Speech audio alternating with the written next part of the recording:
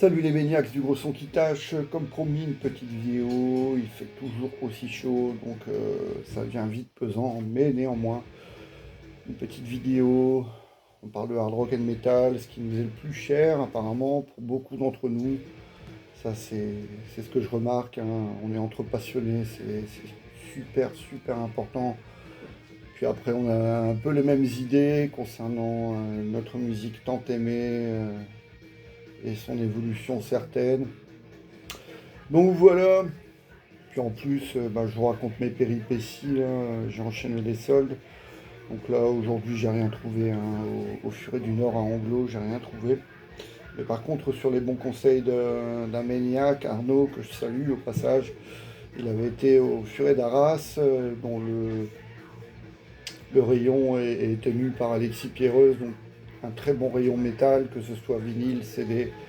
Ça fait vraiment plaisir, c'est un chouette rayon, un petit mais bien achalandé, donc hautement recommandable.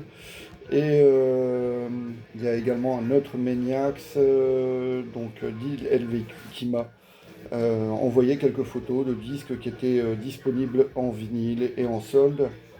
Et donc, outre Arnaud, qui lui avait chopé le premier album de Triptychon en double vinyle, eh bien, il y avait également le Bestial Devastation, les réenregistrements des premiers enregistrements de Cavalera, donc à l'époque c'était bien sûr Sepultura, réenregistré par le duo Cavalera, Max et Igor, qu'on ne présente plus, sorti en 2023, et là il s'agit déjà d'une première réédition de 2024, réédition US, vinyle orange, et je l'ai eu à donc 39 €, et bien faites le compte, ça fait du 19,50, donc voilà.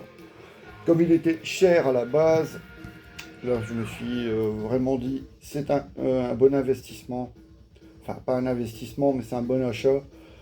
Comprenez par là que bon voilà, si j'avais trouvé d'autres artistes dans cette même veine, je veux parler par exemple, j'avais parlé du Majesty Decay de Immolation qui était à 27-28 en solde. Là pour 20 balles je trouve que bon ça le fait. Ça le fait. Et j'ai également trouvé un album de reprise du One Man Band, Midnight, sur Metal Blade, donc voilà, 5 balles le CD. C'est maigre, mais bon, en plus de ce que j'ai chopé la veille au Furet, c'était où d'ailleurs, au Furet de Lille, donc j'avais chopé le Dokken, Breaking the Chains, en CD Digipack, la réédition récente de Electra, plus un Plasmatix, un pressage italien de 2018 et le Ball Breaker d'ACDC. Ben voilà, c'est de vinyle à 10 balles, Plasmatix et Ball Breaker d'ACDC. Voilà, 10 balles, ça c'est aussi une vraie solde. Voilà, c'est selon la valeur du truc en fait, hein, et l'intérêt qu'on porte, bien sûr. Allez, un petit vinyl tag, je fais mes révisions pour ma future vidéo consacrée au métal canadien et québécois, et je me penche sur le cas Sword, le deuxième album Sweet Dreams, paru en Europe tout du moins au printemps 89. Alors apparemment le groupe aurait dû être en tournée en compagnie de Squealer, Motorhead et Coroner, Motorhead étant bien sûr la tête d'affiche. Et ils étaient même sur les billets, sur les affiches. C'était une tournée sponsorisée par Hard Rock Mag, Metal Hammer, donc voilà. Sword était prévu à l'affiche. Ils avaient d'ailleurs déjà fait la première partie de la tournée anglaise de Motorhead à l'époque de Rock and Roll, 2 ans plus tôt. Donc voilà, on était en droit d'attendre Sword. Ils n'ont, je pense, pas mis les pieds en Europe. J'aimerais avoir confirmation de la part d'un Maniac s'il était à la date à l'ancien espace foire de Lille en 1989. Donc il y avait Coroner, Squealer et Motorhead. Il devait y avoir Sword. Est-ce qu'ils étaient là? Est-ce qu'ils ont dû annuler leur venue? Donc l'ancien espace foire de Lille, date de Motorhead, donc c'était avril-mai 89, avant son accident sur scène en Yougoslavie. Souvenez-vous, il s'était pris une étoile de Ninja, ce qui avait valu l'annulation du festival Hard de mai, le 1er mai 1989, donc au Zénith parisien. Et Motorhead avait été remplacé par la tête d'affiche, donc Crimson Glory. Et donc Sword, eh bien oui, ce Sweet Dreams, mais que c'est bon, que c'est bon. Et j'ai d'ailleurs commencé par la phase B, Caught in the Act, mais c'est une masterpiece des Maniacs. C'est comme on dit, à banger en 2026. Et voilà, c'est tout, tout ce que j'ai à dire sur ce disque et le reste je le garde pour la vidéo spéciale. Voilà. Sweet Dreams, hautement recommandable. Caught in the Act. Un petit vinyl tag, les Maniacs. C'est parti. Alors, Stéphane Beauvais, ben voilà, il écoute la musique comme il peut et comme il veut. Je suis très démuni, je n'ai plus rien en CD ou vinyle, j'écoute ma musique sur YouTube. Bah voilà. J'ai aussi découvert beaucoup de groupes grâce à ce support. Mais j'aimerais aussi avoir mes propres albums prochainement en CD. C'est le moment ou jamais, hein, it's now or never. Tu peux avoir une belle collection de CD pour 2 CD, 12 balles, tu vas au Furet du Nord, si il y a un Furet du Nord près de chez toi. Mais ouais, je peux avoir des CD pour pas trop cher, tu peux te faire une belle collecte, les Sepultura, Beneath the Remains, les Slayer, South of Heaven, ou par exemple en nouveauté, c'est déjà sorti il y a 2 ans, l'Empire du Crépuscule d'ADX, il y est, à 7 balles, 6,99€, et si on achète 2 CD, c'est 12. Donc voilà, mais ouais, tu peux te faire une belle collecte, hein. Il y a même du Iron Maiden, il me semble. Il y a des trucs comme Live and Vivo ou Made in England, je pense qu'on peut les avoir à 7 balles. Sans compter les Scorpions, les Manowar, Testament, puis les labels aussi, hein, Metal Blade, Irek, beaucoup de labels indépendants, hein, qui ont fait beaucoup pour notre musique, Roadrunner. Olivier, bah oui, Olivier, toujours le même enthousiasme, bah oui, exactement. C'est ça les hardos, on a toujours 15 ans, mais oui. Et cette soif de musique, bravo pour tes vidéos, je n'en rate jamais une. Merci. Je crois qu'on aimerait tous avoir un pote comme toi. Bah merci Olivier, vraiment, sincèrement. Je ne dirai jamais assez, hein. Il court, le furet, bah oui. Et là, bon ben ça va, c'est anglo, c'était aujourd'hui à côté de chez moi. Bon, c'est tout, hein. J'ai rien trouvé, hein. J'aurais pu prendre un double vinyle live de Gary Moore, peu de temps avant son décès. Et bah non, il était assez cher. Et puis Gary Moore, bon ben voilà, j'ai ce qu'il faut. J'ai ce qu'il faut. Je n'ai pas pu faire les soldes comme d'habitude. C'est le problème quand on travaille dans un commerce, fan de rock'n'roll. J'ai tout ce que tu as présenté en vinyle premier pressage. Fait-on encore de bonnes affaires? Oui. Donc, tu as le pressage original du Ball Breaker des CDC, donc sorti en 95, respect. J'aurais pu l'avoir aussi, je me rappelle parfaitement. Et j'avais même appelé un pote, donc outre l'avoir vu à sa sortie, bien sûr, j'ai dû le voir dans un magasin qui devait faire encore 2-3 vinyles en vente.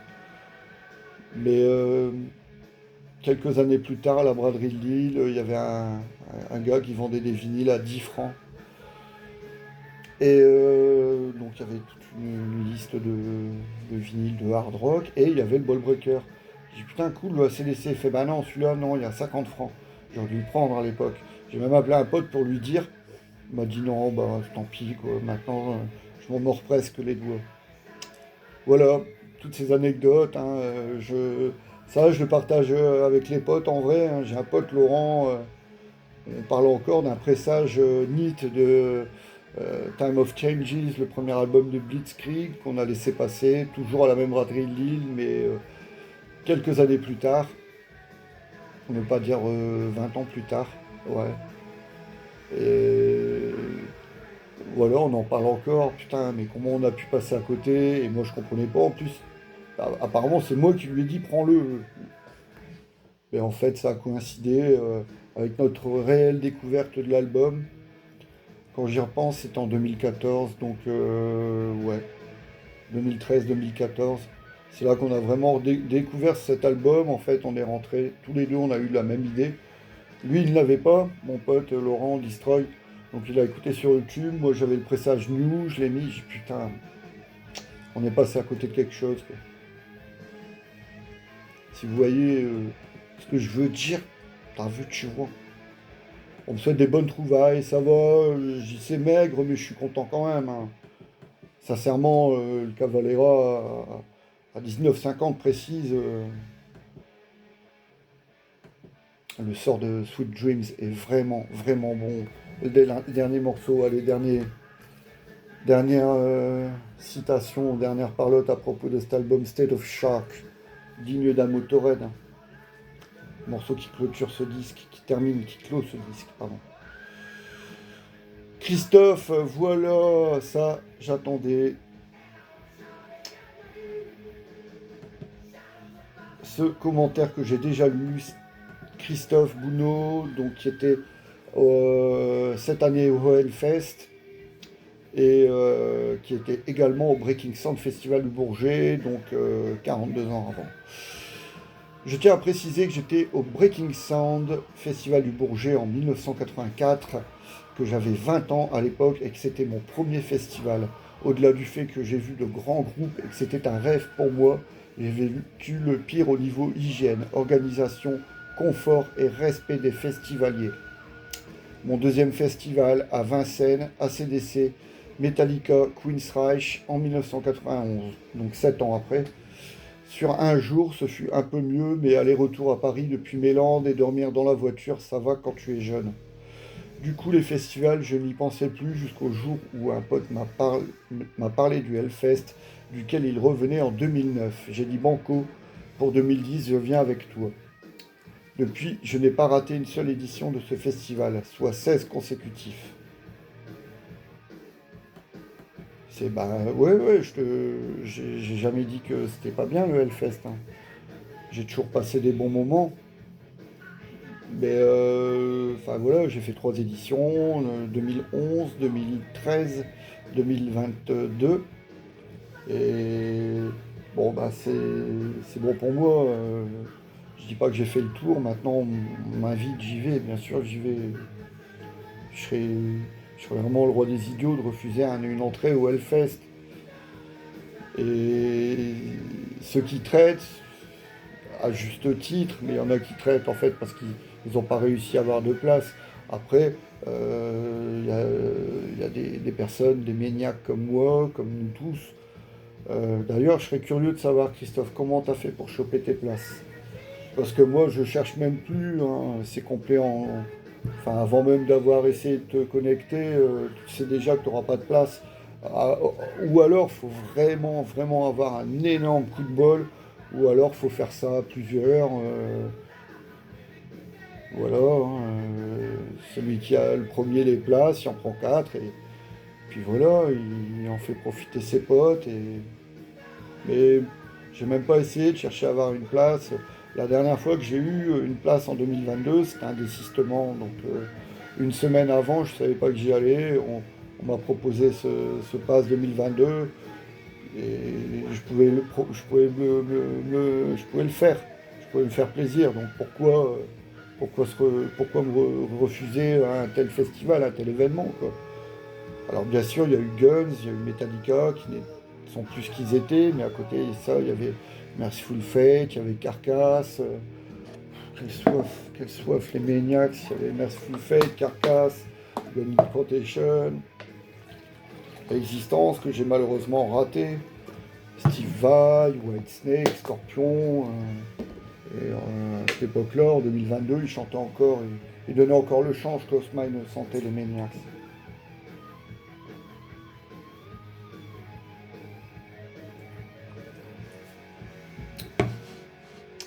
Il y a eu effectivement, pour revenir au ressenti de Christophe suite à son retour du festival de la semaine dernière, le Hellfest, une grosse évolution sur tous les plans du Hellfest. La qualité du public est inversement proportionnée au confort du festivalier qui est au top.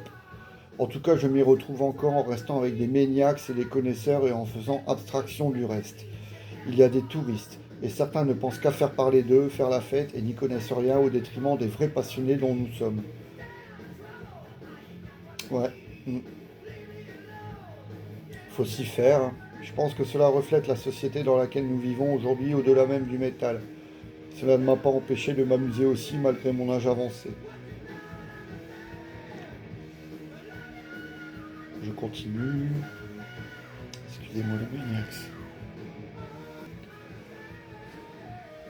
Donc, pour revenir à Christophe, cela ne m'a pas empêché de m'amuser aussi malgré mon âge avancé. Si certains maniacs veulent connaître mon parcours et mon ressenti durant cette édition 2026 du Hellfest, rendez-vous sur la chaîne de Mordu de Vinyle, maniac bien connu ici. Yes, Mordu de Vinyle que je salue également. J'irai voir ça, Christophe, ton ressenti. Ah ouais, il y en a beaucoup qui me disent, ouais, t'as été gâté, ouais. Samo, par exemple. Joe Metal, salut Bruno, ne te plains pas, chez moi il n'y a pas grand chose en vinyle soldé, ouais, bien sûr, mais bah voilà, c'est une certaine lassitude, quoi, peut-être aussi. Oh merde, il n'y a plus que ça. Bon, après, maintenant, on en a tellement. Et puis, bien sûr, je me suis freiné, évidemment, j'aurais pu repartir avec d'autres disques, mais non, non. Olivier Dumarty, toujours lui. Moi, Kiss, je n'ai jamais réussi. Trop de marketing, pas assez de musique, trop de business et de merchandising et pas assez d'authenticité. Avis très personnel, bien sûr. Ouais, bien sûr, je comprends. Moi, dans un autre registre, je suis pas un grand amateur d'Alice Cooper, excepté peut-être sa période heavy metal. Donc, Razor Fist and Nail, Constrictor. Donc voilà, hein. Après, oui, trop de marketing, pas assez de musique, ouais, bien sûr, mais de toute façon, Gene Simmons, lui, son plan, il voulait faire de Kiss une marque, en fait. Et comparer Kiss à un McDonald's, carrément. Il préférait des millions de personnes qui mangent un McDo plutôt que quelques personnes qui mangent du caviar. Ça peut se comprendre, hein, ça peut se comprendre, mais après, non, t'as quand même des belles chansons. Maintenant, je suis d'accord avec toi. Je pense qu'ils auraient été noyés dans la masse s'ils n'avaient pas eu le maquillage. Maintenant, avec le recul, on apprend à aimer le groupe pour ce qu'il est, c'est-à-dire de vraies chansons. Et il faut. Je te demande pas de regarder, mais jette quand même un œil sur le Kiss Unplugged de 1995, sur MTV bien sûr. Et c'est là qu'on se rend compte que le groupe, c'est pas que l'artifice, le maquillage et compagnie. C'est aussi les chansons, des bonnes chansons. Maintenant, si le groupe avait été démaquillé quand c'est sorti, est-ce qu'on s'en serait rendu compte du potentiel musical? Je ne sais pas. Vraiment, avec le temps, on a appris à les aimer, ces chansons, mais moi, j'arrive pas à trouver, à être objectif. Si, j'arrive à leur trouver des mauvais titres, bien sûr. Les chansons chantées par Peter Criss, par exemple, Bess ou Dirty Living, ces deux-là, surtout, c'est pas ce qu'ils ont fait de mieux, mais est-ce que, par exemple, j'aurais aimé le groupe si il avait été démaquillé, s'ils avaient chanté sur No Something, qui est un de mes titres favoris, par exemple? C'est encore une question auquel je ne peux te répondre. C'est toujours sympa de s'acheter des disques vinyles, CD et vinyles pas cher en plus. Jean-Michel Fabre, bah ouais, qu'est-ce que je ferais d'autre en fait? Faut être taré quand même pour faire 70 bornes pour un disque 2. J'ai fait 70 bornes hier pour le Cavalera, et j'étais même pas sûr de le trouver finalement. C'est Guide, euh, qui m'a envoyé le lien avec toutes ces références et j'étais même pas sûr de trouver le Cavalera. Il y avait Forbidden aussi, bon c'est l'album Green, c'est vraiment pas leur meilleur disque.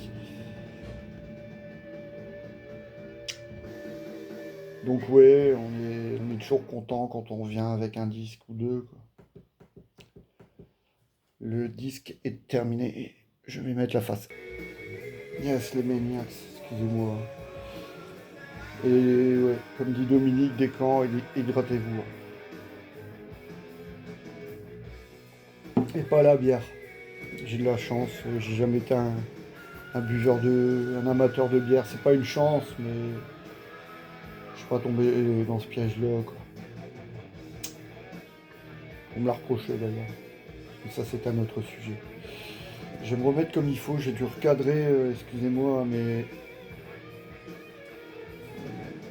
j'ai dû recadrer pour pouvoir mettre en charge. Je pense que ça ira mieux comme ça. Vous voyez, garantie 100% sans retouche, ni coupure. Enfin, si, il y a quelques coupures, mais c'est pour s'hydrater, pour changer la phase du disque. Donc Dominique, tu parlais du furet de Arras, Dominique Descamps. Eh bien celui de Coquel, et c'est une catastrophe. Aucune nouveauté. Ouais, ça ira mieux comme ça. Aucune nouveauté, même pas le Venom. Enfin quoi, franchement, c'est abusé. Prends bien soin de toi et surtout hydratez-vous. Les maniacs, et pas la bière. Bah ouais, il y a certains furets, c'est la catastrophe, hein. Il y en a qui sont en dépôt de bilan. De toute façon, la société Furet du Nord est en dépôt de bilan. Euh, je ne sais pas, mais il y a certains qui devraient vraiment fermer, hein. Celui de Béthune, par exemple, c'est une catastrophe, quoi. Si, c'est une bonne librairie pour les livres, ouais, mais il y a pas de disques. En fait, si, il y a quelques disques. Et je me rappelle quand le euh, Power Up des CDC est sorti, il n'avait qu'en CD. Donc le disque est sorti en 2020, en pleine pandémie. Et le retour du vinyle, c'était déjà fait depuis plusieurs années, hein. Donc c'était vraiment un disque qui était attendu. Et j'étais avec ma compagne, on faisait les disquaires. Et donc il y avait le Furet du Nord qui n'avait que le ACDC dans sa box. Qui est là. Voilà, la box du Power Up. Et excusez-moi les Maniacs. Par contre, il n'avait pas le CD. Le Loud Blast était sorti à la même période. Il me le fallait, il ne l'avait pas. Et heureusement, c'était en décembre et j'ai pu aller me chercher le lendemain au Furet du Nord à Anglo. Là, il l'avait en vinyle pour le ACDC. Et le Loud Blast en CD. Et ils avaient également le vinyle. Donc, ouais, celui de Béthune devrait être fermé. Nicole Dourdoigne, à tout à l'heure. Eh bien, à tout à l'heure, mais oui, bien sûr, maintenant même.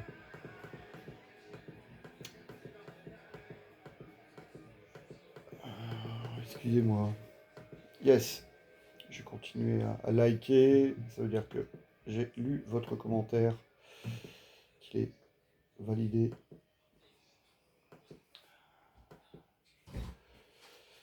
À ce soir, fan de rock and roll. Vous êtes toujours aussi nombreux, hein. Il y a plein de commentaires qui passent à la trappe, hein. Je suis désolé les maniacs, mais je peux plus. Je suis pas en fait. Je suis pas toujours sur mon PC ou sur mon téléphone. Néanmoins, Alexis Nikolski, un de mes plus fidèles maniacs, un des tout premiers. Prenez soin de vous, les maniacs. Oui, c'est important pour moi de vous souhaiter le meilleur en fait. On n'est pas là pour se faire la guerre, on n'est pas là. C'est suffisamment merdique l'époque dans laquelle on vit, un peu d'optimisme, que diable les maniacs. Alors oui, je sais, c'est pas facile, on a tous nos problèmes, moi le premier, mais ce qui est le plus important, c'est que le côté passionné, enthousiaste transparaît. Je pense que là, en fait, moi, c'est une vraie thérapie, hein. J'oublie tous mes soucis quand je fais mes vidéos. Et rien que le fait de pouvoir discuter, de pouvoir échanger avec vous, les maniacs, sur ce sujet enfin voilà, c'est une passion qui s'est jamais démentie et qui a toujours été là, même dans les moments difficiles, et ça s'est toujours vérifié. Donc le prenez soin de vous les maniacs, bah voilà, c'est gratuit. Et si ça vous touche, enfin voilà, il y a quelqu'un qui pense à vous, qui vous veut du bien. Et ça, voilà, quoi, tout simplement. Il devrait figurer sur un t-shirt, le prenez soin de vous les maniacs, avec une photo de Loki. C'est la mascotte, hein. Loki, je crois que c'est avec un Y. Je suis même pas sûr. C'est géant les plasmatiques, bah ouais, c'est géant. Mickey Wild. Euh, donc, est-ce que tu as repris ton émission Hot Rocking? Oui, je le sais, tu l'as repris. Mais il va falloir que j'écoute quand même. Rock Rockin', le retour. C'est le mercredi dorénavant sur Radio Morvan. Donc ouais, les Plasmatics, c'est géant. Mais en fait, j'étais mal orienté, enfin, je vais pas dire mal orienté, mais pour moi, c'était du punk. Bon, le punk, j'aimais pas trop, à petite dose. Je voulais pas m'avouer, mais j'aimais pas les Dead Kennedys, par exemple. Même si j'aimais bien les Pistols, je n'osais pas me l'avouer. Puis en plus, Steve Harris détestait le punk, et en tant que die-hard de Iron Maiden, bah, je prenais tout ce qu'il disait pour argent comptant, donc je passais à côté de Plasmatics. Et en plus, la voix de Wendy O. Williams, elle n'est pas géniale. Elle colle bien maintenant, ça passe, c'est dans l'ensemble. Et pour moi, j'étais pas vraiment fan. J'avais du mal à apprécier déjà sa période solo, le premier album produit par Gene Simmons. Et Gene Simmons qui disait en plus que sa voix n'était pas terrible, qui disait que les musiciens qui l'accompagnaient, ils ne savaient pas jouer, les Plasmatics. Donc bah, du coup, je croyais que c'était mauvais. Voilà. J'avais quel âge quand j'ai vu ça? Je devais avoir 11-12 ans. Donc ouais, il y a l'album Coup d'État, il faut absolument que je me le procure aussi. Et le pire, c'est que mon ami Arnaud Génas, le vrai Arnaud Génas, euh, qui anime l'émission Killing Machine, avait passé un titre de cet album et même deux Coups d'État, je pense. Et j'avais trouvé ça géant, quoi, il y a quelques années de ça. Francis, j'ai chopé des super disques pas chers dans une foire aux disques et aujourd'hui, c'était en Allemagne. Rien à faire des soldes. C'est bien, tant mieux pour toi si. Bah ouais, après t'es en Allemagne, forcément, t'es encore plus blasé que moi. En Allemagne, ouais, là, tu peux faire des bonnes affaires. Et voilà, l'Allemagne, c'est le pays du rock, c'est le pays du métal par excellence. Rien à faire des soldes, je comprends, hein, je comprends. Mais non, moi j'ai toujours trouvé. J'ai fait mon service militaire à Trèves, et donc en 94. C'est vrai que les soldes, c'est pas trop leur fort, hein. Mais ouais, on peut trouver des disques pas chers quand même. Et c'est l'Allemagne. C'est pas la France, Francis.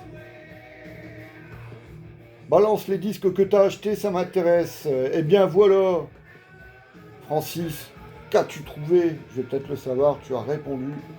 Oui, j'ai acheté 13 albums à 7,30 € de moyenne. Les disques dans un très bon état. Les deux premiers, LA Guns, Death Angel, Virtual Violence, Tesla, The Great Radio Controversy, Railway 2, Television, Adventure, Johnny Cash, Gone Girl, The Marshall Tucker Band, Greetings from South Carolina, Roy Buchanan, You're Not Alone, Willie DeVille, Miracle, KGB avec Carmina Peace, Suicidal Tendencies, Controlled by Hatred, et Alice Cooper, Flush, The Fashion. Donc 13 vinyles, hein. Je présume que c'est 13 vinyles. Ça va. Death Angel, Ultra Violence, à 7,30 € de moyenne, je prends. Hein. Tesla aussi, peut-être. Je suis moins fan, hein, de Tesla. Je suis pas. J'aime bien le hard US, j'adore Rat, Warrant, Winger, mais curieusement, Tesla, j'ai un peu de mal. Hein. Television, ouais, ça je connais pas. Johnny Cash, bon, ok. The Marshall Tucker Band, ça doit être de la country, non? South Carolina, Roy Buchanan. KGB avec Carmina Peace, je ne connais pas. C'est à l'époque de quoi? Vanilla Fudge, Cactus. Bonnes acquisitions. À 7,30 € de moyenne le vinyle. Très bien même, Nicole Dourdoine, bah oui. Et à ce prix-là, on peut même prendre des risques pour acheter un disque qu'on n'aurait pas acheté au prix fort. Ou des seconds couteaux pour compléter une collection. Exactement. Les soldes sont-ils masculins? Merci Metalops TV, je prends note et je ne referai plus cette erreur. Donc c'est les soldes au masculin. Ben, ok. Un article soldé. Ouais. Bonjour Bruno, conservez-vous aussi tous les magazines des 90s, Hard and Heavy et Hard Rock Mag? Oui, oui, j'ai arrêté d'acheter tous les magazines, en 2008. Ouais, c'est là que j'ai acheté mon dernier Metallian. Mais de toute façon, il ne restait plus que Metallian et Rockard. Et donc, du coup, j'ai continué à acheter Rockard. Là, maintenant, j'ai arrêté mon abonnement et je continue. Bon, je l'ai acheté pour Mickey D en couverture, mais voilà, je l'achète plus tous les mois maintenant. Et sinon, ouais, Hard Navy, je les ai tous. Hard Rock Mag, je les ai tous. J'ai même acheté les Hard Rock Mag quand ils se sont rebaptisés, enfin pas rebaptisés, mais quand ils ont changé de logo et de format en fait. Mais c'était plus le hard rock que j'ai aimé jusque 80. Allez, j'aimais bien quand c'était avec Philippe Laja. Quand Philippe Laja et Marc Villalonga sont partis pour faire Rock Hard en 2001, Hard Rock a commencé à chuter pour moi. Donc voilà, donc c'était à partir de 2001. Et je continuais à acheter par fidélité. Mais c'est en 2008 que ouais, le rare magazine que j'achète maintenant, c'est encore magazine français. Parce que j'en ai un paquet de Planète Rock, de Rock Candy. Ça, c'est les magazines classiques rock que j'aime, qui manquent cruellement en France parce qu'on a des vieilles traductions. Là, il y en a encore un énième Iron Maiden dans la collection les plus grands groupes de métal ou un truc dans ce style-là. C'est pas. J'en ai déjà un ou deux. Voilà, c'est bon, ça me suffit largement. Si on apprenait des nouvelles choses, mais là, c'est toujours pareil, c'est toujours les mêmes articles. Parfois, tu as une ou deux photos qui diffèrent, mais. Donc voilà, c'était Laurent qui m'a demandé si je gardais tous mes magazines. J'ai tous les Hard Force aussi, hein, jusqu'à la 99. Ils ont arrêté en 99 en fait. Je sais même pas s'ils ont vu en 2000, ouais. Décembre 99, c'était le dernier numéro avec Cold Chamber de Hard Force que je possède. À la recherche de Scud, bah ouais, c'est une quête sans fin. Joe Metal. La chaleur, ça peut abîmer les CD, les Scuds. Euh, Ça peut, ouais. Les vinyles surtout, hein. Il y a un Metal Market et le gars avait des bâches blanches pour protéger les vinyles du soleil, mais rien n'a fait, hein. Toute sa collection, tout ce qui était en exposition derrière, il a tout perdu, tous les vinyles. Faire hyper gaffe, hein. Le CD, je sais pas trop, il y a d'autres. Le CD, l'humidité, c'est pas bon, hein. Faudrait que je me renseigne un peu, Laurent. Quel beau cadeau, il t'a fait que des choses qui te font plaisir, Emmanuel Z. Je souhaiterais que tu réécoutes le Red Forester Event de Score. Il a besoin d'une réévaluation à mon goût. Paul Kayen y est magistral rien que sur Burning Heart. J'ai vu Ripper Owens hier à Rouen. Killer, Burning Hell, Touch of Evil, Metal Gods. Voilà, ça c'était ça cette liste. À noter qu'il a fini par le fameux Heaven and Hell de Black Sabbath. Merci et bonne soirée. Merci pour ton ressenti. Toujours accessible le Reaper. C'est pas une. Cela joue pas star quand même. Ça fait très longtemps que je l'ai pas vu, hein. Jimbo, ça fait toujours du bien d'entendre parler, même à travers une anecdote de Gogol Premier, le pape punk, gothique, mon idole d'adolescence, punk et metal, mes deux mamelles d'adolescent. Au prix où tu as eu ces trouvailles, c'est sympa, surtout des plasmatiques. Bonne écoute Bruno. Merci Jimbo. Bah ouais, j'ai retrouvé un peu de Gogol dans Gogol Premier, dans l'album des plasmatiques. C'est mon frère qui me disait ouais écoute Gogol, je comprends pas, t'écoutes du métal, enfin du hard rock à l'époque, on en appelait ça encore du hard rock. C'était à l'époque de, je sais pas, j'écoutais quoi, Anthrax, Annihilator, Exodus, il fait ouais il y a des gros riffs de guitare, oui mais c'était pas suffisant quoi. Les guitares elles sonnaient. Ça faisait groupe qui voulait sonner métal en fait, mais qui n'y arrivait pas, alors que c'est bien sûr, ce n'est pas le but, hein.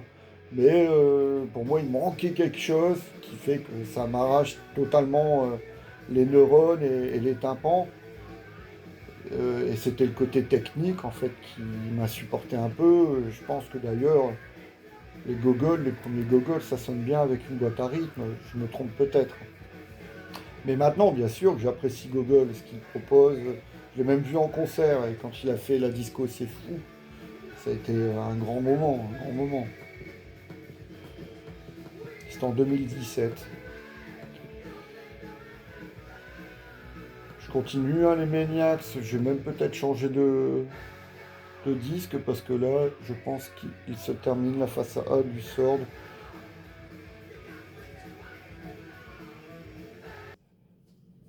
Yes, les Maniacs. Bah finalement, je prépare ma vidéo sur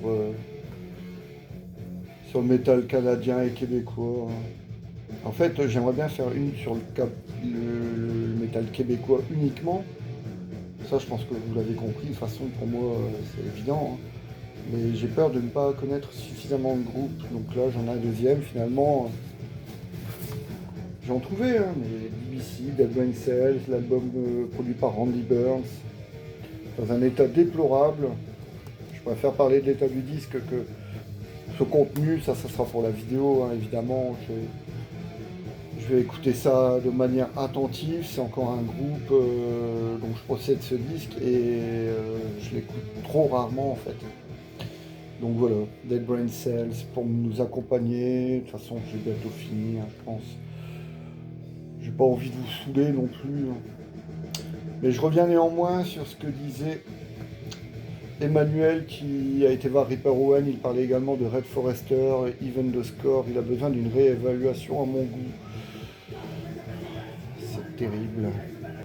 Yes, il y a un autre album de Red Forester en plus du Gone with the Wind. C'est un album qui est sorti vers 88, qui avait été chroniqué en 89 dans un Metal Hammer. Et je sais que sur cet album, il y a également le morceau Assume the Position qu'on retrouve sur ce Gone with the Wind. Donc là, je vais un petit peu tricher, pardon. Je vais aller sur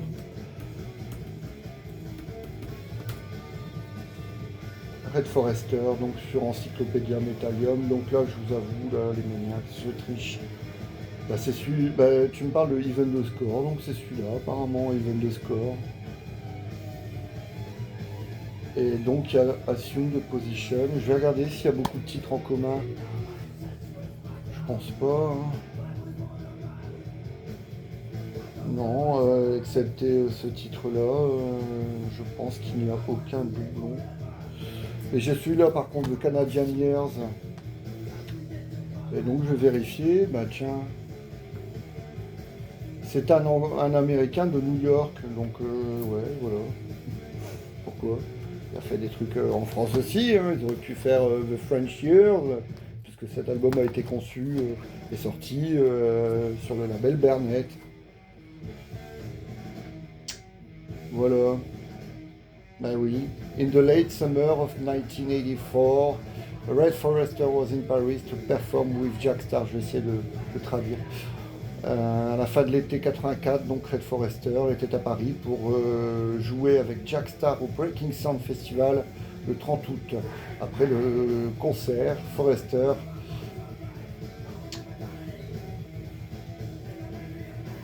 had an argument with Starr and decided to part ways with him. But instead of returning to the United States, il y avait également Carl Kennedy qui était dans l'équation. Carl Kennedy, batteur des Rhodes, et qui jouait avec Jack Starr. Mais bon, apparemment, Red Forester et Jack Starr se sont pris la tête. Et plutôt que de retourner aux États-Unis, il a convaincu Carl Kennedy de faire rester Red Forester le temps d'enregistrer à Paris un album solo. D'accord. Voilà, Red Forester.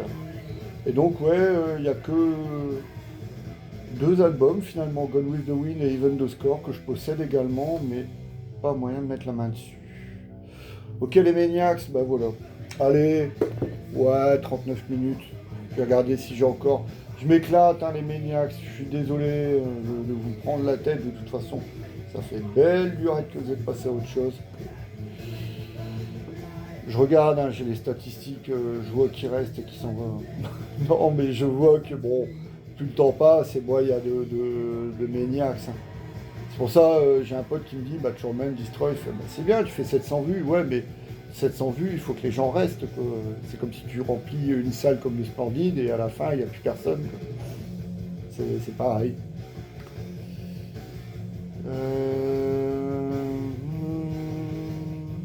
Bah, je vois pas d'autres commentaires, si ce n'est que j'ai été gâté, hein. Bah ouais, je sais bien. Tu as été bien gâté, bah carrément les Mug Vader, les Red Forester, le t-shirt AC/DC, la casquette, les magnets. Bonne pioche les plasmatiques, c'est tous leurs albums en pressage originaux, Mr. Boombastic. Je les avais trouvés il y a bientôt 20 ans chez Gilbert Joseph à Toulouse pour moins de 10 € pièce et en super état. Je suis d'accord avec toi, un disque à 25 €, ce n'est pas une solde. Yes. Ouais, je sais en plus, hein, en prenant ce Plasmatique, c'est un disque que je pouvais avoir dans les années 80 dans les brocantes pour 25-30 francs.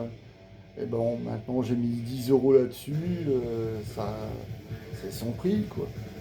Le disque a doublé, mais pas le salaire.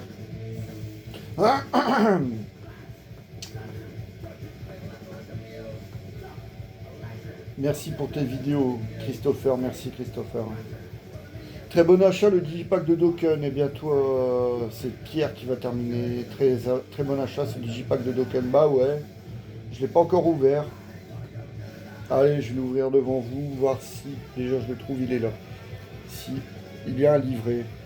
Yes, je suis en train de le déballer. Je le fais bien comme il faut en fait pour pouvoir le remettre après. Je sais, c'est ridicule, hein, mais bon.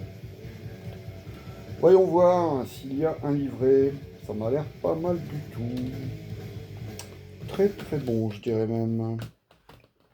Excellent. Non. Non. Oh, c'est foutage de gueule, quoi. Je m'attendais à autre chose, hein. En plus, les photos, on les connaît par cœur, quoi. Juan Croucier sur la photo. Apparemment, c'est même pas lui qui joue dessus, hein. Ça serait Peter Baltes. Et après, le bassiste, je sais même plus comment il s'appelle, le bassiste de Déconne, il ne joue pas sur ce Breaking the Chains. Ah, ça m'énerve maintenant.